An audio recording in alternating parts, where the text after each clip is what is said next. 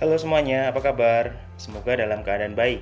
Kali ini aku akan membahas tentang sarana dan prasarana dalam tenis. Jadi kalau kita mau bermain tenis ya, ini adalah hal yang sangat basic, yaitu kita harus mengetahui sarana dan prasarana apa yang dibutuhkan saat kita mau bermain tenis kayak gitu. Oke, langsung saja kita bahas di sini ya, teman-teman ya. Saya ada beberapa gambaran tentang apa saja nanti yang dibutuhkan. Yuk kita ikuti di Ayo Tenis. Oke, untuk sarana dan prasarana tenis yang mau kita sampaikan pertama adalah lapangan dulu ya. Pasti kalau kita mau main tenis gitu ya, sarananya itu adalah lapangan. Lalu selanjutnya adalah net. Jadi lapangan tanpa net itu nanti kita nggak bisa bermain juga, kayak gitu. Selanjutnya adalah perlengkapan pendukung, dan yang terakhir adalah peralatan dan atribut kayak gitu. Oke, kita langsung bahas ya. Yang paling pertama yaitu adalah lapangan tenis. Bisa kalian lihat di layar ya, bahwa untuk lapangan tenis itu pasti sudah ada standarnya, sudah ada standar internasional kayak gitu. Nah, bisa kalian lihat bentuknya adalah seperti ini untuk lapangan tenis. Saya akan menjelaskan satu persatu ya. Pertama adalah ukurannya dulu, teman-teman. Nah, untuk ukuran lapangan untuk panjangnya itu adalah 23,77 meter. Nah, ini dalam meter ya. Kenapa kok ini pakai koma kayak gitu? Karena ini dalam meter. Kalau yang internasional itu pakainya adalah kaki kalau nggak salah. Kalau nggak kaki ya inci kayak gitu ya. Jadi kalau kalian lihat di sini kok 23,77 sih, kenapa nggak 24 sekalian kayak gitu? Karena sudah ada ukuran internasionalnya kayak gitu. Oke, selanjutnya adalah lebar dari lapangan itu adalah 10,97 meter. Jadi lebar ini adalah lebar untuk maksimal ya, yang lapangan double ya. Terus untuk yang lebar lapangan single itu ada 8,23 meter. Kalian lihat di sini sudah ada petunjuknya, sudah ada garisnya kayak gitu. Terus untuk antara net sama garis servis ini adalah ada 6,40 meter kayak gitu. Terus untuk alley, jadi yang samping ini namanya alley, itu ada sekitar 1,37 meter. Oke, selain itu mari kita bahas ya untuk satu persatu bagian-bagian dari lapangan tenis. Oke, yang pertama adalah baseline ya. Bisa kalian lihat di sini ini adalah baseline ya. Baseline itu adalah garis yang menandai batas akhir lapangan tenis. Jadi kalau teman-teman sering mendengar kata-kata baseline, itu berarti adalah garis yang paling belakang kayak gitu ya. Dari katanya kan base itu kan dasar, line itu kan garis, jadi kayak garis yang dasar, garis terakhir gitu loh. Nah, ini adalah baseline, bisa kalian lihat di sini untuk lapangan baseline-nya itu di paling belakang seperti itu. Oke, selanjutnya adalah backcourt. Jadi kalau teman-teman melihat di sini ada ruangan ya, ada space di sini setelah baseline, di depannya baseline itu adalah namanya backcourt. Jadi lapangan yang belakang kayak gitu ya. Nah, ini adalah areanya, area lawan dan kawan kayak gitu. Dan penjelasannya adalah backcourt itu adalah area lapangan antara garis servis, jadi dari garis servis ya, dan baseline. Jadi kalau teman-teman lihat di sini ada garis servis ya, itu antara garis servis sama baseline itu dipisah oleh backcourt kayak gitu. Oke, selanjutnya adalah ini forecourt. Nah, setelah tadi backcourt yang belakang, forecourt berarti yang depan ya, teman-teman ya. Jadi di sini ada area forecourt ya, bisa kalian lihat. Nah, di sini penjelasannya forecourt itu adalah bagian dari salah satu sisi lapangan tenis yang terletak di antara net dan garis yang menandai batas inbound suatu servis. Jadi kalau teman-teman perhatikan di sini bahwa forecourt itu adalah antara net sampai garis servis seperti itu. Jadi ini disebut forecourt ya. Jadi kalau kalian teman-teman mau tahu ini namanya apa sih yang di depan deket net ini, nah itu namanya adalah forecourt kayak gitu. Oke, selanjutnya adalah right service court. Jadi teman-teman lihat ya di sebelah bagiannya ini adalah right service court kayak gini ya. Nah, Untuk right service court itu untuk server, untuk yang melakukan service itu di sebelah kanan. Jadi si servernya di sini dan right service court-nya itu adalah di sebelah kanan musuh juga kayak gitu. Penjelasannya adalah right service court adalah sisi kanan lapangan tempat pemain melakukan service. Jadi di sini ada server, lalu di sana adalah right service court, dan ini adalah area di kanan lawan kayak gitu. Nah, terus selanjutnya adalah ada tadi right, sekarang left service court. Jadi kalau right itu di kanan, kalau yang left service court itu di sebelah kiri. Jadi ini di servernya di sebelah kiri ya. Kalau servernya ini di sebelah kiri berarti dia harus memasukkan ke left service court. Jadi di bagian sebelah kiri pemain lawan kayak gitu. Jadi ada aturannya seperti itu. Jadi ketika si server berada di sebelah kanan berarti harus masuk ke area service sebelah kanan. Kalau si servernya berada di sebelah kiri berarti harus masuk ke area service musuh sebelah kiri juga kayak gitu ya. Jadi ini adalah right service court, juga ada left service court kayak gitu. Terus ada lagi teman-teman yang disebut dengan service line ya. Nah, ini adalah service line. Jadi service line itu disebut dengan garis service, yaitu garis yang terletak di tengah dan memanjang melintasi lebar lapangan. Jadi di tengah lebar lapangan gitu ya. Ini adalah service line, jadi dibatasi oleh ini kayak gitu. Jadi kalau kita service maksimalnya adalah di service line ini. Kalau melebihi ini berarti dia out kayak gitu. Seperti itu. Lalu selanjutnya kita bisa lihat di sini ada single side line. Jadi di sini adalah area single ya. Kalau kita main single itu areanya hanya segini. Jadi nggak boleh lebih dari ini. Kalau lebih dari garis single ini maka dianggap out kayak gitu. Keterangannya adalah single side line itu menandai batas luar sisi lapangan selama permainan tunggal. Jadi ini khusus untuk tunggal atau single itu ada garis yang membatasi, yaitu yang di dalam ini kayak gitu. Terus ada lagi ya teman-teman, setelah single side line berarti ada double side line. Ini adalah yang terluar sini ya. Jadi untuk single itu membatasi permainan single, kalau permainan double itu memakai sisi paling luar lapangan kayak gitu. Nah, ini adalah garisnya ya. Inilah keterangannya, double side line adalah menandai batas luar sisi lapangan selama permainan ganda kayak gitu. Oke, terus lanjut. Nah, selanjutnya adalah alley. Jadi kalau teman-teman bermain single ataupun double ya, itu pasti melihat di sebelah luarnya ini ada area antara garis single side line sama double side line. Itu disebut dengan alley. Nah, sini. Nah, alley-nya ini keterangannya adalah daerah pada lapangan tenis di antara garis single dan double. Jadi alley ini bisa dipakai ketika bermain double ya. Jadi ketika masuk ke dalam alley ini berarti masih dianggap masuk kalau pertandingan double. Tapi kalau di luar bolanya sudah di luar alley ini berarti sudah out kayak gitu. Itu adalah ukuran lapangan ya teman-teman ya. Oke, selanjutnya yang kedua adalah net. Jadi di lapangan tenis itu pasti ada netnya. Jadi net ini adalah yang membagi dua daerah yang dibatasi oleh net ya, yang terletak di tengah lapangan. Jadi lapangannya ini dibagi dua oleh sebuah net kayak gitu. Nah, untuk keterangan netnya sendiri ya teman-teman ya. Untuk netnya sendiri silahkan kalian lihat bahwa tinggi net pada bagian tengah adalah 0,914 meter. Jadi hampir 1 meter ya. Jadi tingginya adalah hampir 1 meter. Terus pada tengah net, nah kalian perhatikan di tengah-tengah ya, itu sebenarnya dibatasi oleh yang namanya strap kayak gitu.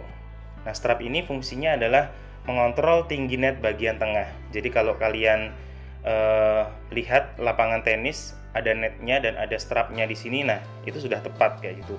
Tapi kalau belum ada strapnya itu biasanya terlalu tinggi kayak gitu. Kenapa? Karena ada lagi yang namanya ini, yang di samping ini adalah pertandingan double ya, itu ataupun single itu yang tinggi yang di pinggir lapangan itu berbeda dengan yang di tengah.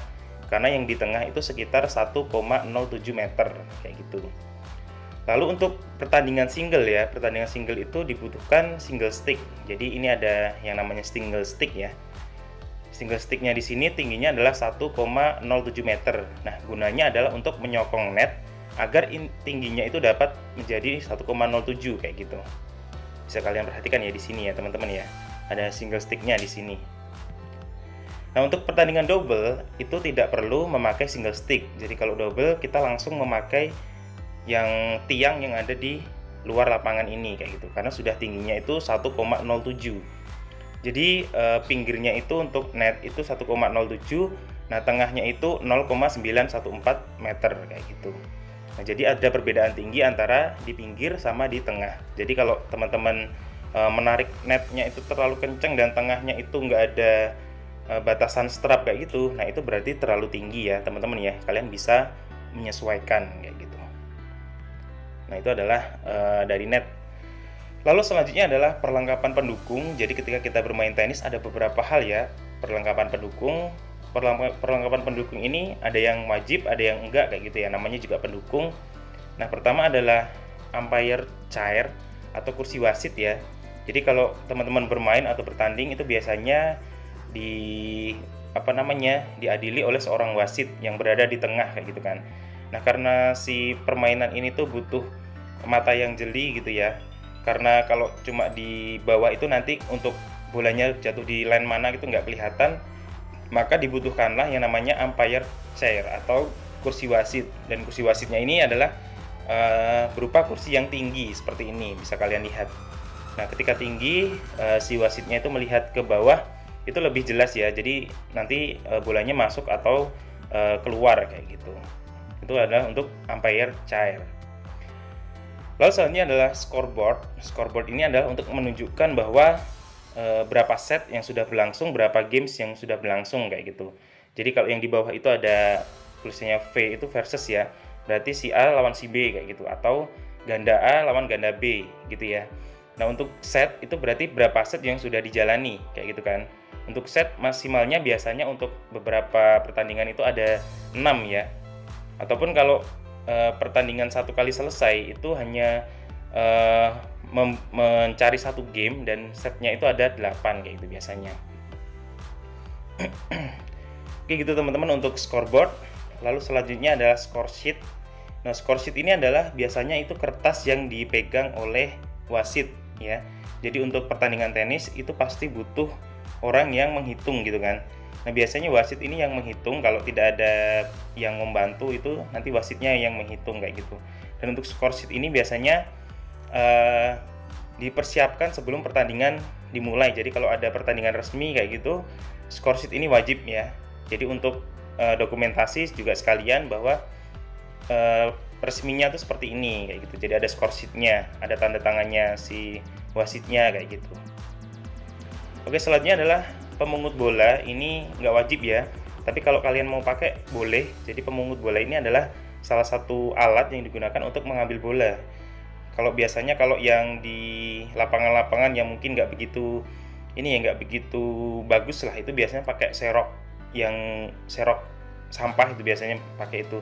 Tapi kalau yang sudah ini itu mereka pakai pemungut bola seperti ini. Jadi ketika didorong dia muter terus bisa ngambil bolanya sendiri kayak gitu. Nah, ini adalah yang paling wajib ya untuk pertandingan tenis, yaitu pasti bola tenis. Kalian bisa pakai bola bermacam-macam merek ya. Jadi setiap bola ini punya karakteristik masing-masing. Pertama adalah misalnya Technifiber, ada Wilson, ada Babolat, terus ada Nassau mungkin, terus ada juga Dunlop Ford kayak gitu. Nah, silakan kalian bisa memakai bola sesuai kebutuhan kalian kayak gitu ya. Biasanya untuk pertandingan yang resmi ataupun yang kurang resmi, tapi untuk pertandingan yang tarafnya itu bukan untuk prestasi, itu biasanya menggunakan bola Nassau kayak gitu. Bisa Nassau apapun yang disediakan wasit, tapi normalnya itu untuk biasanya itu adalah bola Nassau kayak gitu ya. Tapi kalau yang pertandingan internasional ataupun yang prestasi ataupun yang nasional kayak gitu, itu biasanya menggunakan bola Dunlop Ford kayak gitu. Jadi silakan teman-teman bisa menyesuaikan bola yang dipakai itu mau pakai yang mana kayak gitu ya. Nah, itu. Terus selanjutnya adalah keranjang bola tenis. Ini adalah alat yang atau perlengkapan yang dipakai untuk menaruh bola-bola tenis kayak gitu. Ini bisa wajib bisa enggak. Kalau kalian bolanya banyak ya otomatis nanti butuh tempat ya seperti ini misalnya. Tapi kalau cuma sedikit itu bisa pakai alat yang lain, misalnya keranjang sampah yang masih baru ataupun plastik kayak gitu cukup. Nah, itu adalah perlengkapan pendukung dalam bermain tenis kayak gitu. Nah, selanjutnya adalah peralatan dan atribut apa yang dipakai seorang petenis kayak gitu, yang dibutuhkan ya ketika kita mau bermain tenis. Pertama pasti adalah raket tenis. Tanpa raket kita nggak akan bermain tenis ya. Jadi raket ini bisa bermacam-macam mereknya, bisa bermacam-macam tipenya kayak gitu, bisa bermacam-macam fungsinya masing-masing, dan kalian harus bisa menyesuaikan dengan permainan kalian kayak gitu. Nanti untuk raket tenis ini akan saya bahas di video yang lain seperti itu ya teman-teman ya. Oke, selanjutnya adalah topi. Topi ini silahkan kalian pakai ketika cuaca panas ya, karena permainan tenis itu mau nggak mau biasanya itu ada di outdoor. Jadi lapangannya yang indoor itu cukup terbatas, jadi biasanya itu di outdoor. Nah, ketika di outdoor mau nggak mau ada matahari di atas kita misalnya, dan cuacanya panas, kita pakai topi untuk melindungi wajah kita ataupun melindungi rambut kayak gitu ya. Oke, itu adalah peralatan dan atributnya. Yang selanjutnya adalah wristband. Nah, wristband ini fungsinya adalah bukan cuma untuk gaya-gayaan ya, tapi untuk menyeka keringat biasanya. Nah, wristband ini nggak wajib, tapi kalau kalian mau pakai itu lebih bagus kayak gitu. Karena ketika pertandingan resmi misalnya ya, itu pasti keringat kita banyak yang keluar, dan kalau menutupi mata ataupun kena mulut atau kena mata, nah itu akan membuat konsentrasi kita akan berkurang gitu ya. Jadi silakan pakai wristband untuk menyeka keringat kalian kayak gitu. Oke, selanjutnya adalah baju dan celana tenis. Nah, baju dan celana tenis ini kalian bisa menyesuaikan ya. Nggak harus baju dan celana tenis itu yang memang benar-benar untuk tenis gitu, nggak. Tapi misalnya pakai kaos biasa atau kaos atau celana yang untuk olahraga itu boleh. Tapi kalau misalnya ada pertandingan resmi, dipersyaratkan untuk dress code tertentu, misalnya bajunya putih kayak gitu, nah silakan kalian harus mengikutinya. Karena mau nggak mau kostum itu juga diperhatikan dalam tenis gitu ya. Biasanya untuk tenis itu ada kerahnya ya untuk pertandingan, kalau mungkin yang pertandingan resmi ya, tapi kalau yang biasa mungkin kaos juga cukup kayak gitu. Ini adalah baju dan celana tenis. Misalnya kalau lihat teman-teman melihat pertandingan Wimbledon kayak gitu ya, itu biasanya mereka putih-putih semua kayak gitu. Nah, oke, selanjutnya adalah headband. Headband ini adalah untuk pengikat kepala, dan biasanya ini biar rambutnya nggak menutupi mata kayak gitu ya. Jadi silahkan kalau mau pakai ya boleh, kalau enggak juga nggak apa-apa kayak gitu ya. Dan headband ini juga untuk melindungi dari keringat, karena keringat itu kan biasanya banyak dari kepala ya, jadi ini juga untuk menyerap keringat juga kayak gitu. Nah, yang terakhir adalah sepatu tenis. Ini kalian wajib pakai ya kalau di lapangan tenis, karena kalau kalian pakai sepatu yang selain sepatu tenis, itu biasanya akan membuat solnya itu cepet aus, jadi cepet licin kayak gitu ya. Karena sepatu tenis ini sudah didesain khusus untuk bahannya dan juga strukturnya juga itu memang dia kuat di lapangan tenis gitu loh. Jadi nggak cepet habis untuk solnya, dan dia kuat kayak gitu. Nah, jadi silahkan teman-teman kalau memang bermain tenis itu silahkan kalian bisa memakai sepatu tenis gitu ya. Kalau nggak ada, silahkan bisa pakai sepatu yang lain, tapi resikonya adalah sol kalian itu cepat habis kayak gitu. Dan juga memang kalau pakai sepatu yang lain fungsinya nggak sesuai ya, karena sepatu tenis ini fungsinya adalah untuk bisa digunakan bermanuver, lompat ataupun maju ke belakang dan lain-lain. Itu pergerakannya kayak meledak-ledak gitu loh. Pergerakannya langsung bergerak sesuai dengan arah bola gitu kan. Jadi kita nggak bisa misalnya pakai sepatu running gitu ya, karena sepatu running itu didesain untuk hanya maju ke depan karena untuk lari kayak gitu. Tapi kalau kalian memang terpaksa nggak ada sepatu tenis, ya pakai sepatu yang lain pun bisa. Tapi kalau sudah ada budgetnya, misalnya kalian bisa beli sepatu tenis gitu ya teman-teman ya.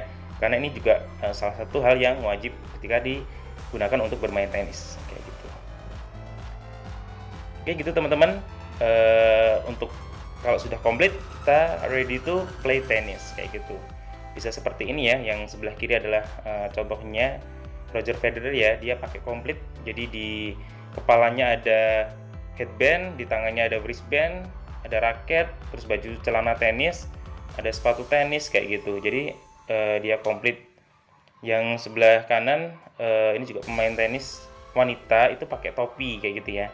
Jadi silahkan teman-teman bisa menyesuaikan outfit ataupun perlengkapan yang dipakai untuk bermain tenis.